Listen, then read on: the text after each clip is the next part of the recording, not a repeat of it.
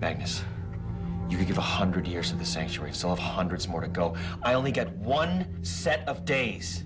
I think you need to appreciate what it means if I give them all to you. I think about it every day.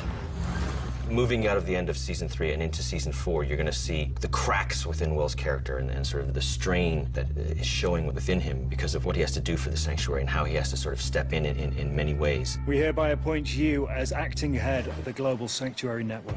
It's important to see him evolve. It really is. You know, he's always trying, and he's always trying to be better, and he's always trying to improve himself. Over the last few years, there's been a progression within his character of sort of accepting his fate, accepting his responsibility, taking on more responsibility. This has gone far beyond a sanctuary matter. All I'm asking is that you don't attack the camp until it's absolutely necessary. Into season 4 now, we'll now see kind of a questioning within Will as to why he chose this life. I feel like I'm cursed, and I feel like anybody who gets close to me has got a target on their back.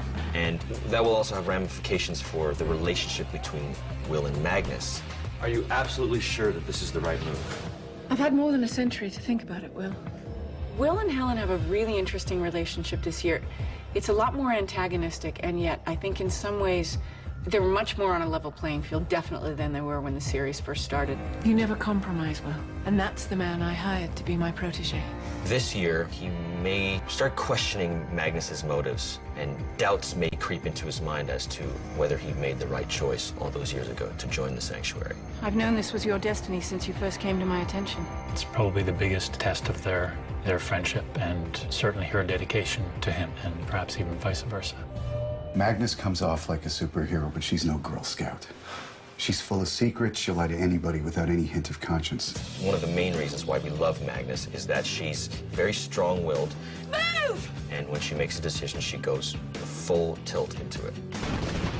In season 4, Magnus's approach, the way she handles certain things, is really going to cause him to sort of look within his soul and go, maybe I shouldn't completely trust Magnus 100% of the time. Do you really think I risk your life cavalierly? I think you're so jaded that you need the risk of death to hold your attention. Or worse, you don't think death will ever catch you. There's a little niggling element between the two of them, and it's because Will is smart enough to know that Helen's keeping a major secret, and Helen's smart enough to know that Will knows, and so it creates this tension. It's like, I know you're not telling me something. Yes, you're right, I'm not telling you something. She's perhaps more tightly guarded this season than she was in the past 2. She's much more secretive, and that is something that Will has a problem with and sort of sets him off on the choices he's made in his life. Yeah, it's going to sort of, it has to come to a head, and it will in season 4. It's my call. This is what we're doing, Will. We'll see about that.